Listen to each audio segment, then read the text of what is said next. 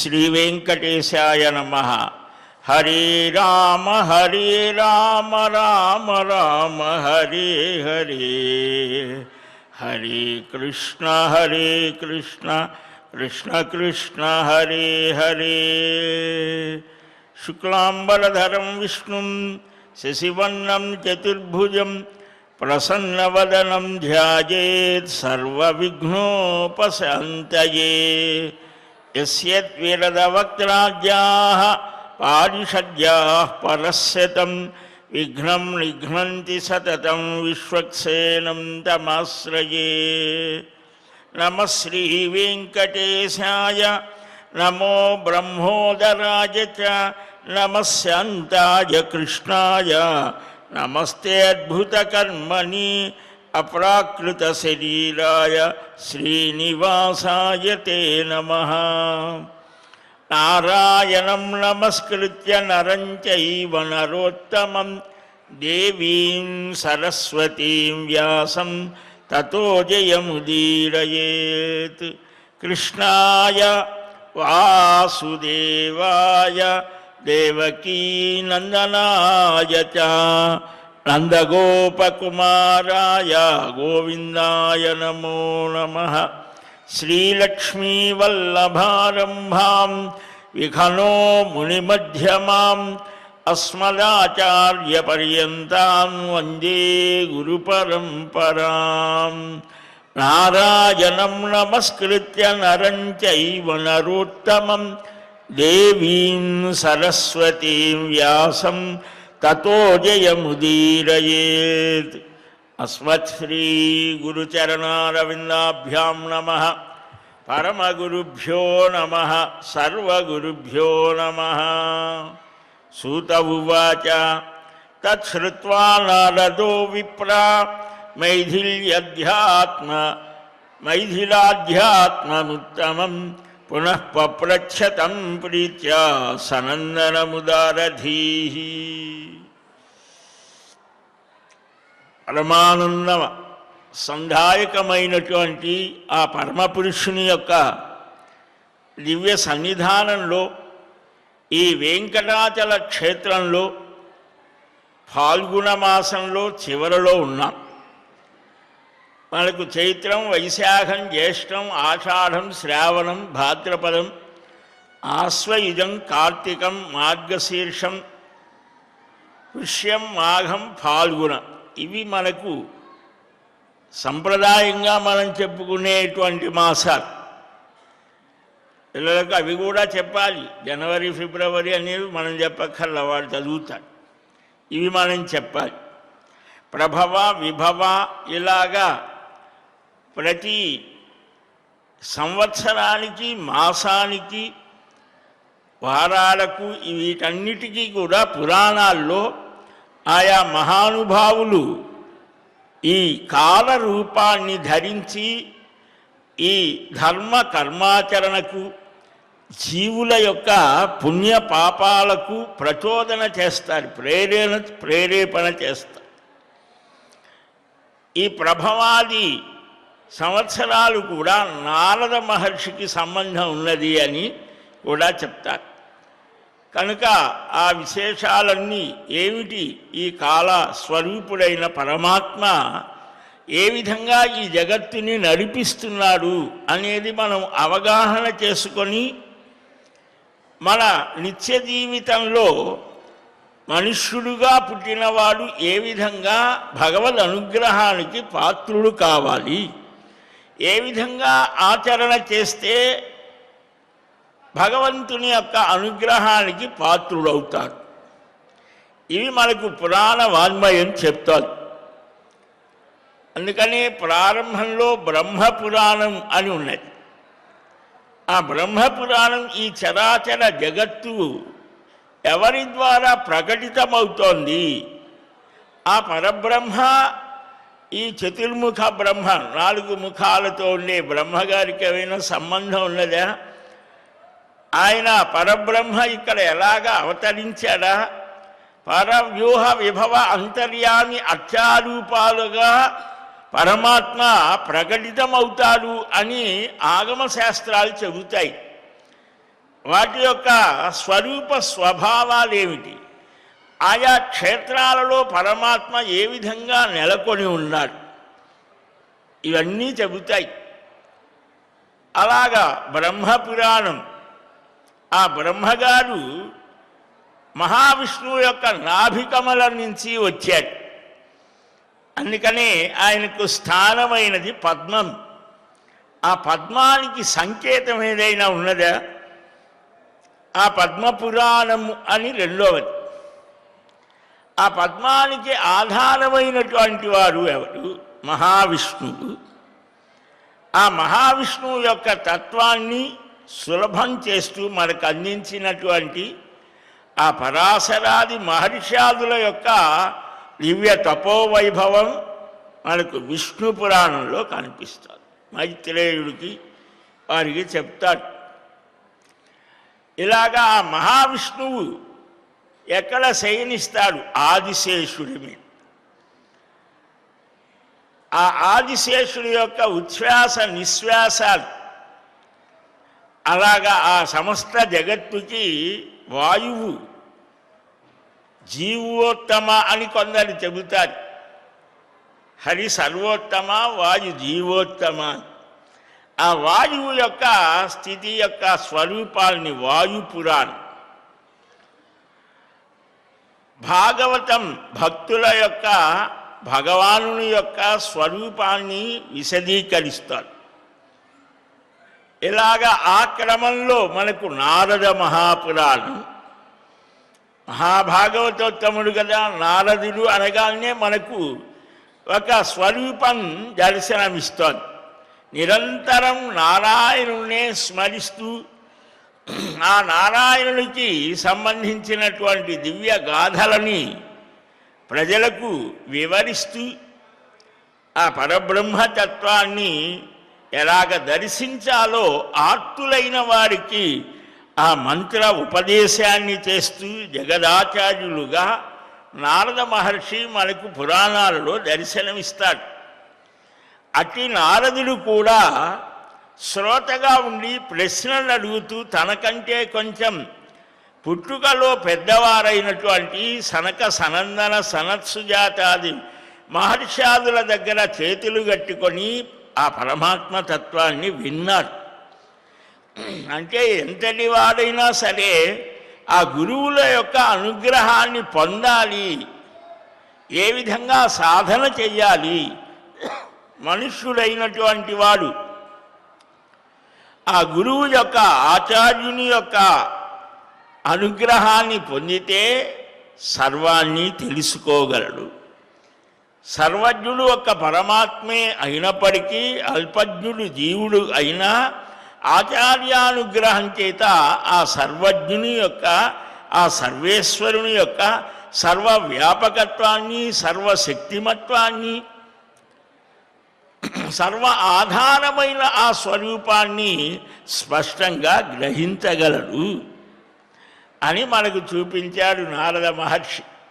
అట్టి నారద మహర్షి అడుగుతూ ఉంటే ఆ సనందనాది మహర్షాదులు ఏం చెప్పారో వాటిని శౌనకాది మహర్షాదులకు సూత మహర్షి నైమిషారణ్యంలో చెప్పడం జరుగుతుంది. ఈనాటికి మనం చూస్తాం అరణ్యాలలో పరమాత్మ అరణ్య రూపంలో కూడా ఉన్నాడు, స్థల రూపంలో ఉన్నాడు, జల రూపంలో ఉన్నాడు, పర్వత రూపంలో ఉన్నాడు. మనం దర్శించాలే కానీ ఆయన లేని ప్రదేశం ఏమున్నది? అయితే ఆ దృష్టికోణం అనేది ప్రధానం. జ్ఞానచక్షుష అంటే మామూలుగా మన మాంసచక్షువుల కంటే కూడా జ్ఞాన దృష్టి చేత ఆ దర్శనం కలుగుతోంది. కనుక ఈ అరణ్య రూపంలో ఉన్నటువంటి నైమిషారణ్యంలో సూత మహర్షి శౌనకాది మహర్షులకు ఆనాడు జరిగినటువంటి నారద మహర్షి యొక్క ఆ ప్రశ్నాది కాలములతో సనక సనందనాదులు ఏ విధంగా ఉపదేశించారో దాన్ని శౌనకాది మహర్షులకు చెప్పడం జరుగుతుంది. పురాణ ప్రవచనం అనేది ఒక ప్రత్యేక సంప్రదాయం మనకు తెలుగువారిలోనే కనిపిస్తుంది. ఇతరులలో కథా సంకీర్తనమని, యక్షగానమని, ఇలాగ రకరకాల పేర్లతో ఉన్నాయి. మనకు అలా కాదు. ఆంధ్రులకు ఒక మహద్భాగ్యం ఏమిటంటే, పురాణం అంటే ఆ వ్యాస మహర్షులు అందించినటువంటి ప్రతి శ్లోకాన్ని, వాటి యొక్క సారాన్ని అవగతం చేసుకొని ఆలోచనతో ఆ అమృతత్వాన్ని ఆస్వాదించడం ఇది ప్రధానం. కనుక ఆ మహానుభావులు అనేక విషయాలు తెలుసుకున్నారు. సాంఖ్యతత్వం, యోగతత్వం, ఈ గంగాది తీర్థముల యొక్క మాహాత్మ్యం, ఆశ్రమ వర్ణ ధర్మాలు. ధర్మం అంటే కర్తవ్యం.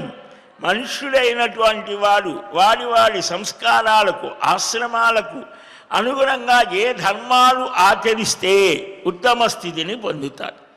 గృహస్థుగా ఉన్నాడు, భర్తగా ఉన్నాడు, లేదా మరొక ఆమె భార్యగా ఉన్నది, ఒక తండ్రికి కుమారుడుగా ఉన్నాడు, ఒక స్త్రీకి భర్తగా ఉన్నాడు, అలాగనే స్త్రీ కూడా ఒకరికి కుమార్తెగా ఉన్నది, మరొకరికి భార్యగా ఉన్నది, ఇంకొకరికి తల్లిగా ఉంటుంది.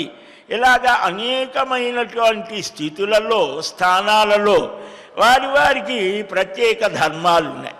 ఈ ధర్మాలు ఎలాగా ఆచరించాలి, వీటన్నిటిని గురించి కూడా మనకు ఈ దీనిలో చర్చ వస్తుంది.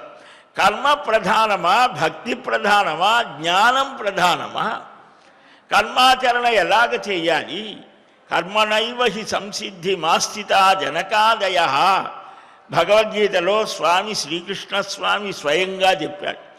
కర్మాచరణ చేస్తూ జ్ఞానాన్ని సంపాదించి మహానుభావులకు, మహర్షాదులకు కూడా గురువు అనదగినటువంటి స్థితిని ఆ జనక మహారాజు అలాగా పొందాడు.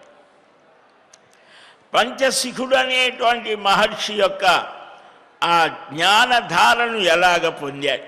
ఇవన్నీ కూడా అధ్యాత్మ జ్ఞానము అని అంటారు.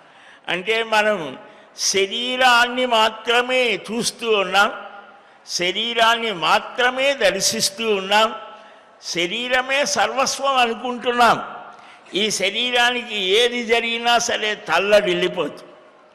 కానీ అధ్యాత్మ జ్ఞానం, అధ్యాత్మ విద్యానాం అని భగవద్గీతలో, అన్ని విద్యలు చాలా గొప్పవే, కానీ అధ్యాత్మ విద్య అంటే ఏమిటి? తన యొక్క స్వస్వరూపాన్ని తెలుసుకోవడం.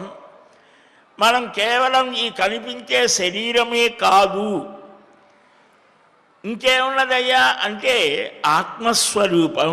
అది ఒక పెట్టెలో ఒక పెద్ద చక్కని ఒక వజ్రాన్ని, ఒక మణిని, విలువైన మణిని దాచినట్టుగా ఈ శరీరం అనేటువంటి దానిలో అంతర్గతంగా చైతన్య స్వరూపంగా ఉన్నటువంటి ఆ ఆత్మస్వరూపాన్ని మనం తెలుసుకుంటే మనకు కలిగేటువంటి ఈ సుఖము, దుఃఖము, లాభము, నష్టము, జయము, అపజయము, ఇలా ద్వంద్వాలు అంటారు. దీనిని దాటి ఆ ఆత్మస్థితిలో ఆనందాన్ని పొందగలడు అని మనకు ఆ విశేషాలు కూడా ఈ పంచశిఖ మహర్షి జనక మహారాజుకు చెప్పిన అధ్యాత్మ జ్ఞానం.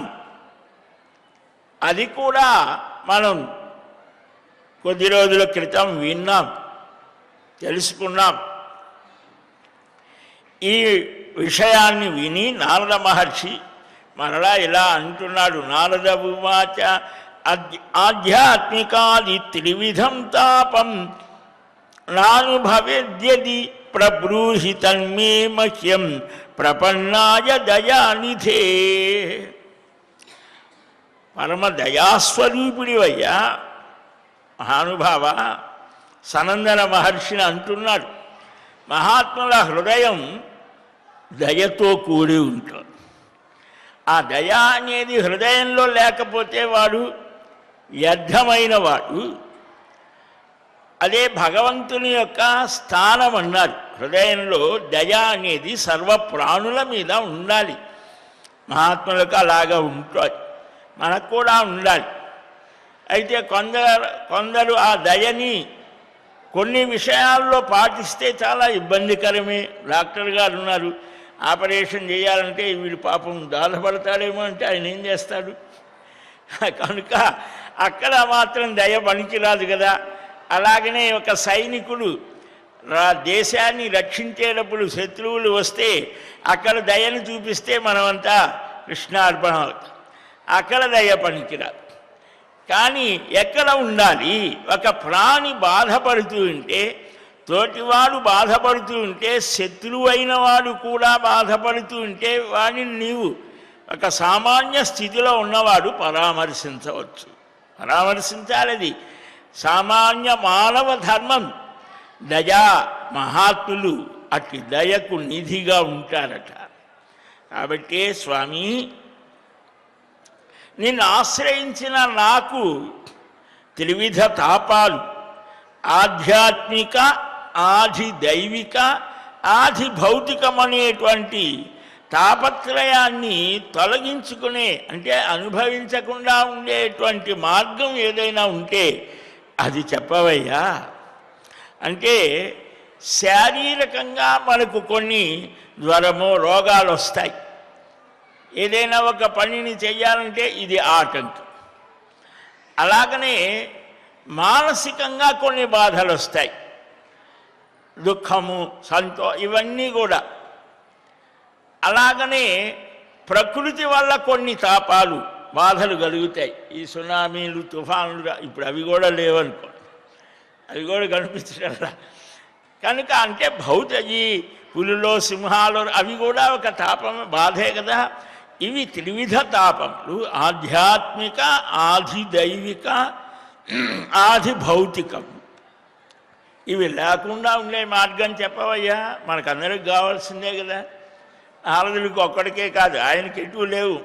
మనం అది అడగటం కూడా చేతకాని స్థితిలో ఉన్నామని పరమ ప్రేమమూర్తి అయినటువంటి నారద మహర్షి తనకు సోదరుడైనటువంటి, తనకంటే ఉన్నతుడైనటువంటి మహానుభావుడైన పరమ యోగీశ్వరుడైన సనందన మహర్షిని ఈ త్రివిధ తాపాలు తొలగే మార్గం చెప్పమని. సనందన ఉవాచ తదస్య త్రివిధం దుఃఖం ఇహ జాతస్య పండిత గర్భే జన్మ జరాద్యేషు స్థానేషు ప్రభవిష్యతః. ఆయన పండిత అంటే ఏంటి? జ్ఞానం కలిగిన వాడు. నువ్వు మాత్రం ఏం సామాన్యుడివా? పండితులు అంటే జ్ఞానం కలిగిన వాడు అని. ఆధ్యాత్మికాది త్రివిధ దుఃఖాలు, గర్భవాసము అంటే గర్భంలో ఉండటం, పుట్టడము, ఇవన్నీ కూడా, ముసలితనం, ఇవన్నీ వస్తాయి దుఃఖాలనేటువంటివి. అందుకని ఈ లోకంలో సుఖం సుఖం అనుకునేవన్నీ కూడా పరిణామంలో దుఃఖాన్నే కలిగిస్తాయి. దుఃఖాలయం అశాశ్వతం, 2 టైటిల్స్ ఇచ్చాడు భగవానుడు గీతలో. ఇది ఏదైనా సరే, ఏదైనా మీరు ఆలోచించండి, మీరే ఆలోచిస్తే తెలుస్తుంది. తాత్కాలికమైనటువంటి సుఖాన్ని ఇచ్చేది పరిణామంలో దుఃఖాన్ని ఇస్తుంది. కాబట్టి దాన్ని ఆధారంగా చేసుకుని ఒక ప్రత్యేకమైన మతాన్ని స్థాపించాడు బుద్ధుడు. ఈ దుఃఖం ఇది మనకు చాలా సామాన్యమైనటువంటి దాంట్లో చెప్పాడు. అంటే ఈ సనాతన ధర్మంలో ఏవైతే చిన్న చిన్న విషయాలు ఉంటాయో వాటిని బాగా విస్తరింపజేసి కొంతమంది ఒక ప్రత్యేకమైన మార్గాన్ని చూపించారు. ఇది అన్నిటికీ కూడా తల్లి లాంటిది. సనాతనం అంటే ఎప్పుడూ ఉండేది, శాశ్వతమైనది, సదా నూతనత్వాన్ని కలిగి ఉండేది అని మనకు అధర్వణ శృతే చెప్తారు. కాబట్టి గర్భవాసము, పుట్టడము, ముసలితనం ఇవన్నీ కూడా సహజంగా వస్తాయి కదా. జన్మ దుఃఖం, జరా దుఃఖం ఇలాగ చెప్తూ ఉంటారు కదా. ఈ త్రివిధ తాపాలు తొలగించుకోవటానికి అతిశయము, ఆహ్లాదము, సుఖభావము ఇలాంటి వాటిని అధిగమించినటువంటి ఆత్యంతికమైన భగవత్ ప్రాప్తి ఒక్కటే వీటన్నిటికీ కూడా సరి అయినటువంటి ఔషధం. ఈ దుఃఖాలన్నీ ఎలాగ పోవాలయ్యా? దుఃఖం అనేటువంటిది మనకు ప్రతి క్షణం అనుభవంలోకి వస్తూనే ఉంటుంది. ఈ ప్రతి పనిలో కూడా రెండు ఉంటాయి, సుఖం ఉంటుంది, దుఃఖం ఉంటుంది, మంచి ఉంటుంది, చెడు ఉంటుంది, జయం ఉంటుంది, అపజయము ఉంటుంది. దీన్ని దాటాలి, మనకు అవసరమైనటువంటిదే. మీరు ప్రతి పని చూడండి, ప్రతి దానిలో కూడా కొంత సుఖం ఉంటుంది, కొంత కష్టం ఉంటుంది, కొంత మనకు దుఃఖాన్ని కలిగిస్తుంది, కొంత సుఖాన్ని కలిగిస్తుంది. మన పిల్లవాడే ఉన్నాడు, వాడిని పెంచి పెద్ద చేయడం ఒక కష్టం. పెద్ద అయిన తర్వాత వాడు చదువుకొని ఉద్యోగం చేస్తుంటే అది సుఖంగానే అనిపిస్తోంది. కానీ ఇక్కడ లేడండి, మా వాడు స్టేట్స్లో ఉన్నాడు, అక్కడేం చేస్తున్నాడు, ఏదో చేస్తున్నాడు, మన ముఖం చూడటం లేదు. నేను ఇక్కడ బాధలు పడుతున్నానురా అని అంటే కావాలంటే డబ్బులు పంపిస్తాను, మీ చావు మీద. అది దుఃఖమేగా, అది ఎవరికి చెప్పుకోలేడు. కానీ సమాజంలో మాత్రం మావాడు అక్కడున్నాడు, ఇక్కడ ఏం చేస్తున్నాడు, నీకెవరు అన్నం పెట్టేది అని అంటే అదేమో చెప్పలేదు. అది దుఃఖమే, చెప్పుకోలేని దుఃఖం అది. కనుక ప్రతిదానిలో ఒక సుఖం ఉంటుంది, దుఃఖము ఉంటుంది, జయం ఉంటుంది, అపజయం ఉంటుంది. ద్వంద్వములు అని అన్నారు వీటి. ద్వంద్వాతీతో విమత్సర. గీతలో ఈ ద్వంద్వాలని దాటరానైనా ఈ మాత్సర్యం, అసూయ, ద్వేషం వీటిని వదిలిపెట్టు. అప్పుడు నీకు బీపీలు, షుగర్లు రావు. ఒకడు బాగా ఉన్నతిగా ఉన్నాడు అని అంటే సంతోషించి, నీకేం పోయింది, నేను కూడా అలాంటి స్థితిలో ఉండాలని కోరుకో, తప్పులేదు. కానీ ఇంకెవరినో ముంచేసి నేను ఎక్కాలనుకోవటం అది పొరపాటు. దుర్యోధనుడు అదే భారతంలో చేసి, తనకంటే గొప్ప స్థితిలో ఉన్నాడు ధర్మరాజు, ఆయన సంపద మొత్తం కష్టపడకుండా లాగేశాడు శకుని మామన్. తర్వాత ఏమైంది అంటే వాడి సర్వము నాశనమై. మహాభారతం ఇచ్చే సందేశం అదే. తాత్కాలికంగా అయినా దుఃఖాన్ని పొందిన ధర్మరాజు 36 సంవత్సరాలు, అంతకుముందు 23 సంవత్సరాలు చక్కని పరిపాలన అందించి యుగ పురుషుడయ్యాడు, శకకర్త అయ్యాడు. యుధిష్ఠిర శకము అని ఉండేది, పాత పంచాంగాలలో చూడండి. యుధిష్ఠిర శకము, శాలివాహన శకము, విక్రమార్క శకము, ఇవన్నీ ఉన్నాయి. సరే, ప్రపంచం అంతా రకరకాలైన స్థితులతో ఉంటుంది. కాబట్టి ఈ దుఃఖాలని దాటాలంటే ఏం చేయాలి? ప్రతివాడు దుఃఖం ఉంది, దుఃఖం ఉంది అంటున్నాడు. ఈ దుఃఖం ఉన్నది అని ఏడుస్తూ కూర్చోవాలా? కాదురా, ఇది భవౌషధై శ్రోత్రమనోభిరామ. భాగవతం అంటారు. భవము అంటే ఈ పుట్టడం, చావడం. సంసారం అన్నా కూడా అదే. అంటే సాగుతూ ఉంటుంది, పుట్టడం, కొన్ని పనులు చేయడం, వాటి వలన ఏవో మంచో చెడో రావటం, మళ్ళా పోవటం, మళ్ళా ఇదే కదా సంసారం. సంసరతీతి, కొనలుగా సాగుతుంటారు. మనకు కూడా మామూలుగా బ్రతికున్నప్పుడు కూడా అదే. ఒక పని చేస్తాం, దానికి ఇంకొకటి ఉంటుంది, దానికి అక్కడ పోతూ ఉంటుంది. వీటన్నిటి నుంచి విరమించేటువంటి స్థితి వైరాగ్యమేవా భయం. భర్తృ హరి చెప్తారు. వైరాగ్యం అనగానే మనకు అదంతా ఏందో అన్నీ వదిలిపెట్టేసేయాలేమో, కాషాయ గుడ్డలు కట్టుకొని బాగా గుండు కొట్టించుకొని కూర్చోవటం అనుకుంటాం. ఇదంతా కూడా ఇంటర్నల్, లోపల చేయవలసినటువంటి ఎక్సర్సైజ్. అంటే ఏంటి? మానసికంగా మనం ప్రిపేర్ కావాలి. ఎలాగా? మనస్సులో ఉన్నటువంటి రాగద్వేషాలు తొలగించుకోవాలి. ఈ పుణ్యపాపాలకు అతీతమైన ఆనందమైన ఒక స్థితి ఉన్నది అని మనం అనుభవంలోకి తెచ్చుకోవాలి. దానికి బాహ్యంగా ఇది మనకొక స్థితిని సపోర్ట్ ఇస్తుంది, అంతవరకే. ఆహార విహారాలు, వేషభాషలు ఇవన్నీ కూడా ప్రధానమైన లక్ష్యానికి దగ్గరగా తీసుకువెళతాయి. కనుక వీటన్నిటికీ ఏమిటయ్యా అంటే, తస్మాత్ తత్ప్రాప్తయే యత్నః కర్తవ్యః పండితైర్నరైః తత్ప్రాప్తి హేతు జ్ఞానంచ కర్మ చోక్తం మహామునే. నిరస్తాత్ అతిశయాహ్లాద సుఖభావైకలక్షణ భేషజం భగవత్ప్రాప్తిరేకాచ ఆత్యంతికీ మతా. ఈ నిత్య నిరతిశయమైనటువంటి ఆ ఆనంద స్థితి, ఆత్యంతికమైన భగవత్ ప్రాప్తి ఒక్కటే ఈ దుఃఖాలు తొలగటానికి ఔషధం, మందు. డయాగ్నైజ్ చేశారు మహర్షాదులు. ఈ మానవ జీవితాన్ని మొత్తాన్ని కూడా పరిశీలించారు. జరిగినటువంటి స్థితి, జరగబోయేది, జరుగుతున్నది, భూతం భవిష్యత్తు వర్తమానం, ఈ మూడు కాలాలని గమనించి మనుష్యుడైనటువంటి వాడు ఏ కాలంలో ఉన్నా, ఏ యుగంలో ఉన్నా, ఏ ప్రాంతంలో ఉన్నా, ఏ దేశంలో ఉన్నా, ఏ మతంలో ఉన్నా ఈ దుఃఖం అనేది అందరికీ ఒకటే. ఈ దుఃఖం మరి ఎలాగ పోవాలి? భగవద్ అనుభూతి చేతని అని ఇక్కడ డయాగ్నైజ్ చేశాడు. అంటే రోగ నిర్ధారణ చేశాడు. మహర్షాదులు చేశారు ఈ రోగ నిర్ధారణ చేసి, ఈ భగవత్ ప్రాప్తి ఒక్కటే సరైన ఔషధము. కాబట్టి పండితులైన మానవులు, అంటే పండితులు అంటే శ్లోకాలు పద్యాలు మంత్రాలు చెప్పేవారని కాదు, అది మనం మామూలుగా చూసేటువంటి దృష్టి. అది పండానామా అంటే ఆత్మ విషయకమైనటువంటి జ్ఞానాన్ని కలిగి ఉన్నటువంటి వాడు పండితులు అంటే అది అర్థం. అందరూ కూడా ఆ జ్ఞానం కలిగి ఉంటే అందరూ పండితులే. ఇలాంటి వారు ఆ భగవత్ ప్రాప్తికి ప్రయత్నం చేయాలి. ఆ ఆగమోత్థం వివేక ద్విధా జ్ఞానం తథోచ్యతే శబ్దబ్రహ్మగమయం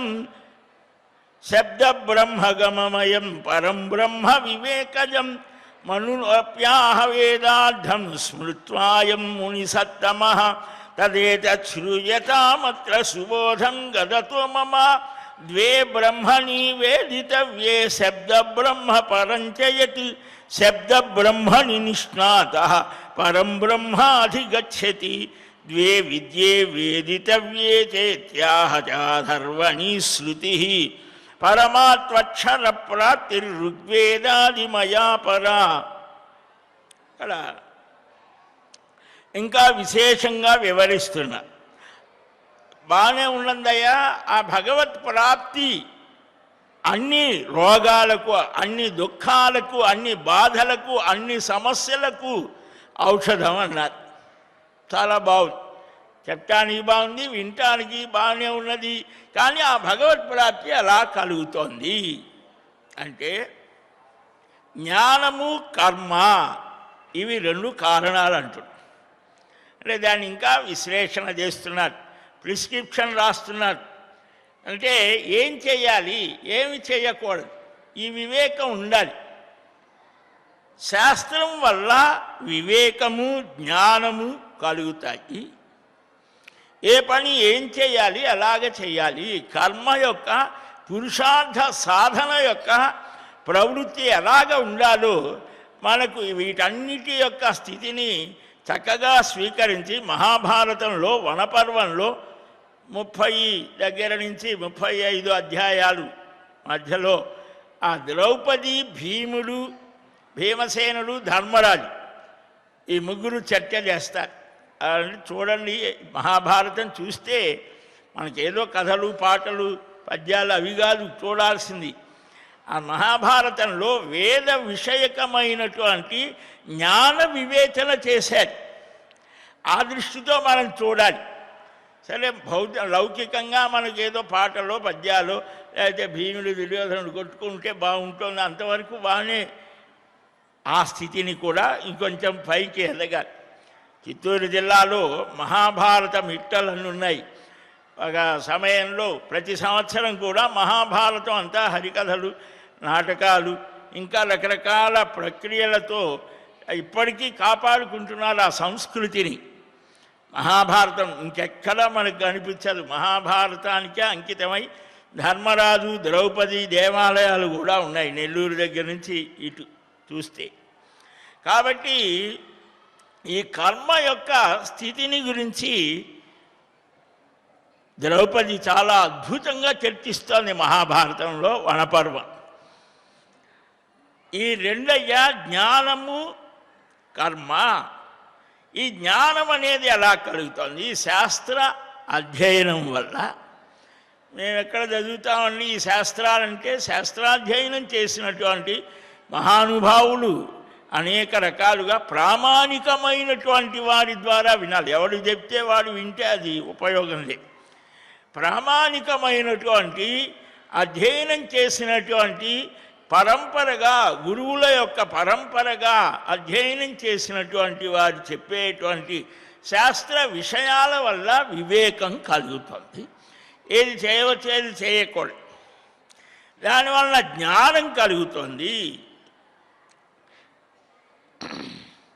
శబ్ద బ్రహ్మ పరంచయతి, శబ్ద బ్రహ్మని నిష్ణాత పరం బ్రహ్మాధిగచ్చతి.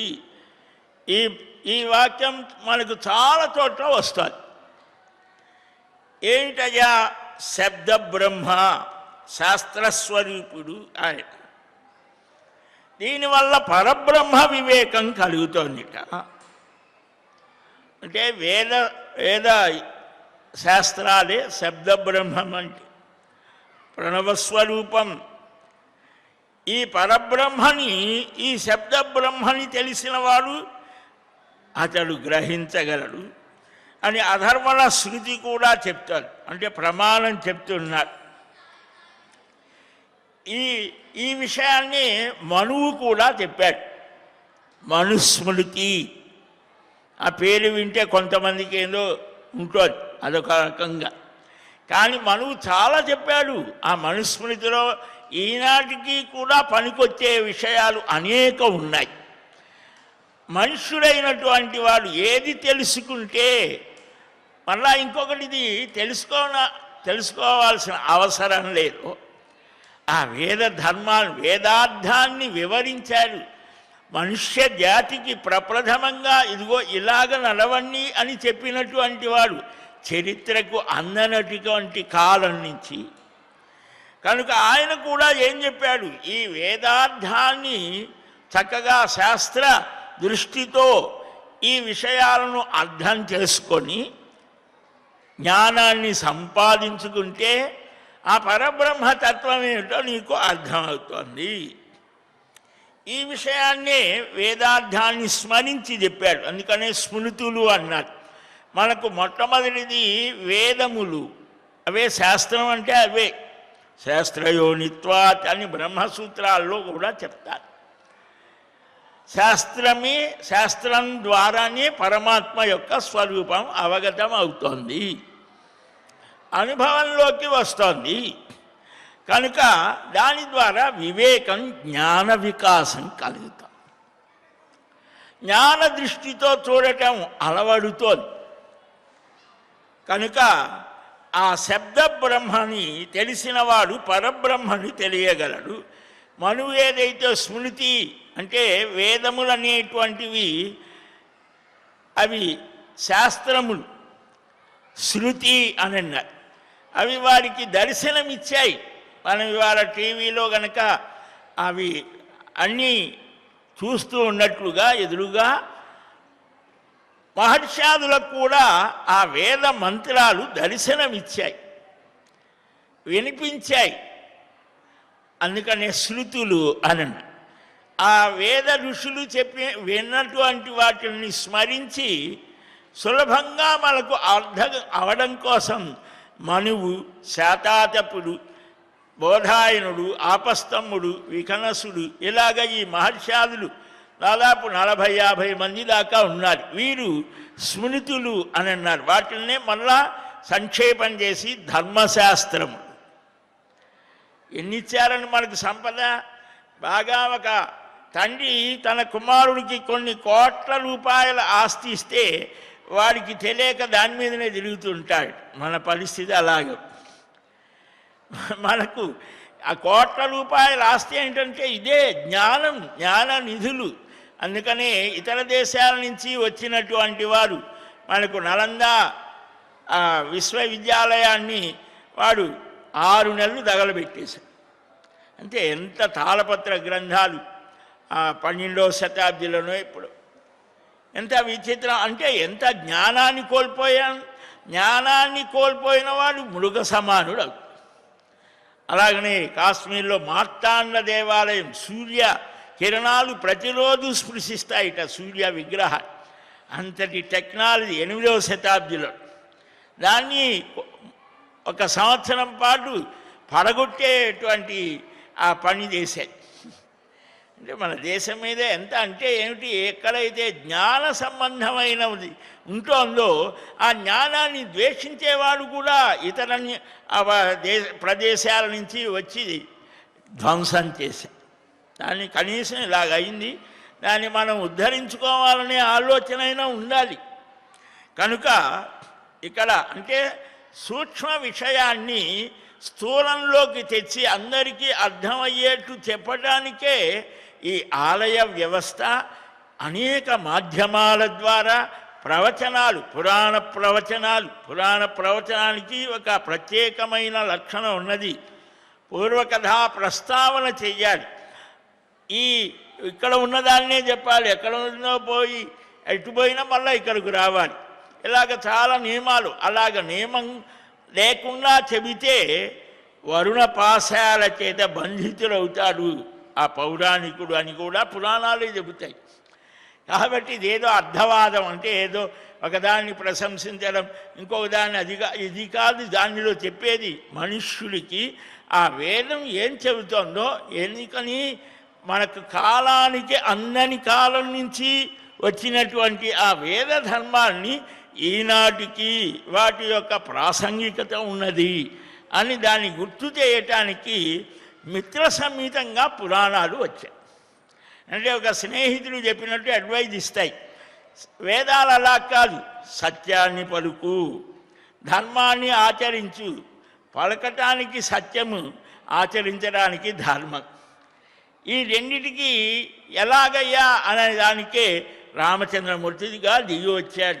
నారాయణుడే నరుడై ఆ సత్యము ఏమిటి, ధర్మాచరణ ఏమిటి, ఇది చూపించడానికే రామకృష్ణాది అవతారాలు వచ్చాయి అని ఇది సుఖమహర్షి భాగవతంలో చెబుతాడు. కనుక ఇక్కడ ఈ శబ్ద బ్రహ్మ పరబ్రహ్మ రెండు విధాలు ఆ విషయాన్ని సుబోధంగా సులభంగా చెప్పేట్లుగా అర్థమయ్యేట్టుగా బోధపడేట్లుగా చెప్తానయ్యా. శబ్ద బ్రహ్మను చక్కగా తెలిసినవాడు పరబ్రహ్మను తెలియగలడు అని చెప్పుకున్నాం కదా. ఋగ్వేద యజుర్వేద సామవేద ఆధర్వణికమైనటువంటి ఆ అక్షర ప్రాప్తి, ఋగాది స్వరూపమైన అక్షర ప్రాప్తి ఉత్తమమైనది. అవ్యక్తము ఎత్తదవ్యక్తం అజరం అనీహమన అజమవ్యజం అనిర్దేశ్యమరూపంచ పానిపాదాది సంయుతం విభుం సర్వగతం నిత్యం భూతయోనిమకారణం వ్యాప్తం వ్యాప్తం యతస్సర్వం తం వై పశ్యంతి సూరయః తద్బ్రహ్మ తత్పరం ధామ తద్ధేయం మోక్షకాంక్షిభిః శృతివాక్యోదితం సూక్ష్మం తద్విష్ణోః పరమం పదం.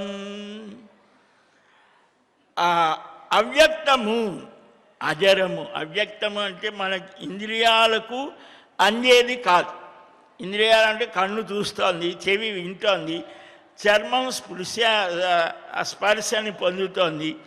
ఇలాగా ప్రతి ఇంద్రియానికి 10 ఇంద్రియాలు ఉన్నాయి కదా, వీటి ద్వారా ఆ పరమాత్మతత్వం అందేది కాదు. ఈ మాట అనేసరికి మనకు ఒక పెద్ద ఇది వచ్చి పడుతుంది. మనకు కనిపించేదంతా కూడా, వినిపించేదంతా, చూడబడేదంతా కూడా వాటి ద్వారానే అయితే మనం విషయాన్ని అర్థం చేసుకోగలమే. మరి ఇంద్రియాతీతమైన దాన్ని మనం ఎలాగ అర్థం చేసుకోగలం అంటే అది కూడా మనకు తెలుస్తూనే ఉంటుంది. అవ్యక్తం అజరం, కోరికలు లేనిది, పుట్టుకలు లేనిది, తరగనది, అనిర్దేశ్యం, అరూపంచ పాణిపాదాది సంయుతం, నిర్దేశించడానికి వీలు లేనటువంటి ఇది అని చెప్పడానికి. రూపరహితం, కాళ్ళు చేతులు వీటితో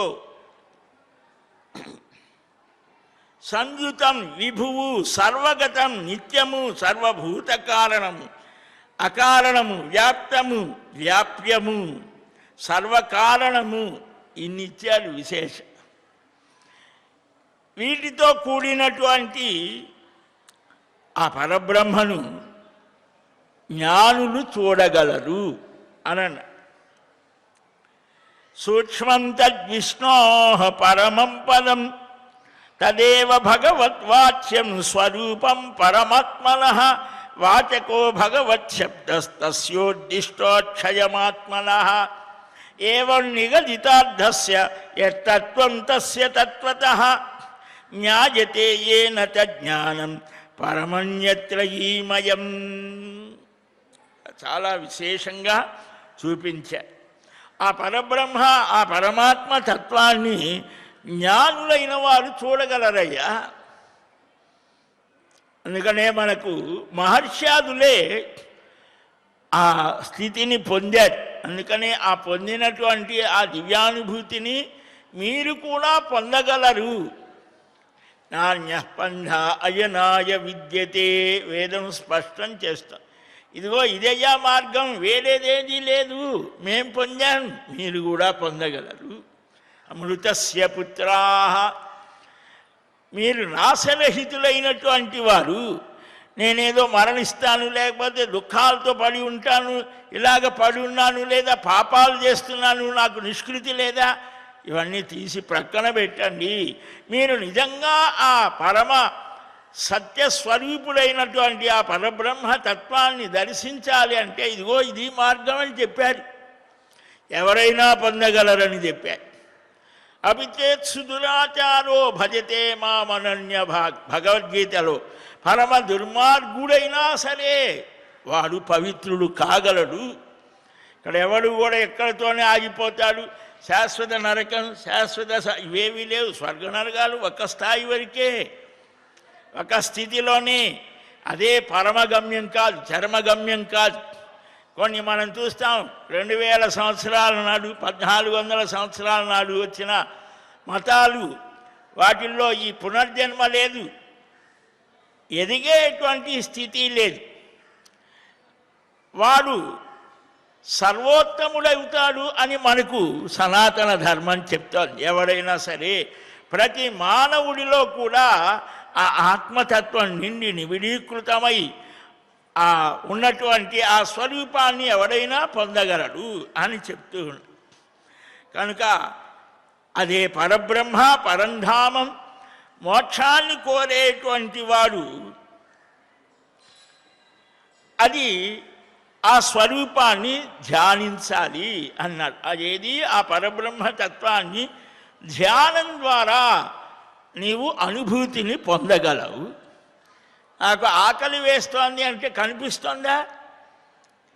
ఆహారం తీసుకున్నాను ఇప్పుడు హాయిగా ఉన్నది అంటే అది కనిపించదు, కానీ అనుభవం నీకు ఉన్నది. గాలి బాగా వీస్తోంది అని అంటే ఎక్కడ కనిపిస్తుందా? కానీ నీవు స్పర్శ ద్వారా ఆ అనుభూతిని పొందుతున్నావు. అలాగనే ఈ ఆత్మానుభవం పరమాత్మానుభవం కూడా నీకు ఎవరికి వాడికే స్వయంగా ఆ అనుభవానికి వచ్చేది. అయితే బాహ్య లక్షణాలు కొన్నిటి ద్వారా వీడు పరమాత్మానుభవాన్ని పొందాడు అని కొన్ని గుర్తులు కూడా చెప్పారు. మహానుభావులు ఉన్నారు. వారు లౌకిక దృష్టితో అనేక దుఃఖాలు బాధలతో చుట్టుముట్టి ఉన్నా వారు అలౌకికమైన ఆధ్యాత్మికమైన దివ్య జ్ఞానంతో తేజస్సుతో పరమానందంగా ఉండేటువంటి మహానుభావులు మనకు త్యాగయ్య, అన్నమయ్య, వెంగమాంబ మహానుభావులు. అందుకనే ఆ మూర్తులు ఆ విగ్రహాలు ఇక్కడ పెట్టినది.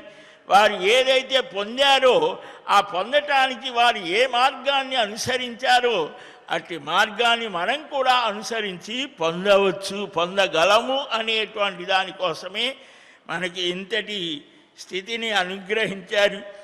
వాటన్నిటిలో కూడా ఆ భగవత్ స్వరూపం అంటే ఏమిటి, ఆ మార్గాన్ని ఎలాగ మనం గ్రహించాలి అనేది కూడా సనందన మహర్షి చాలా స్పష్టంగా నారద పురాణంలో చెబుతారు. ఆ విశేషాలని క్రమంగా శ్రీనివాసుని అనుగ్రహంతో తెలుసుకునే ప్రయత్నం చేద్దాం. ఈ కలియుగంలో విశేషించి భగవన్నామ స్మరణ చేత చాలా సులభంగా ఆ భగవంతుని యొక్క దివ్యానుభూతి పొందగలము అనేది కూడా చెప్పారు. ఉపనిషత్తుల్లోని కలిసంతరణ ఉపనిషత్తు ఇంకా కొన్ని ఉపనిషత్తులు చక్కగా స్పష్టం చేస్తున్నాయి. మనం గ్రహించడమే తరువాయి. అట్టి స్థితిని ఆ శ్రీమన్నారాయణుడు, ఆ శ్రీనివాసుడు సర్వమానవులకు అనుగ్రహించాలి అని మనం అంతా ప్రార్థిద్దాం.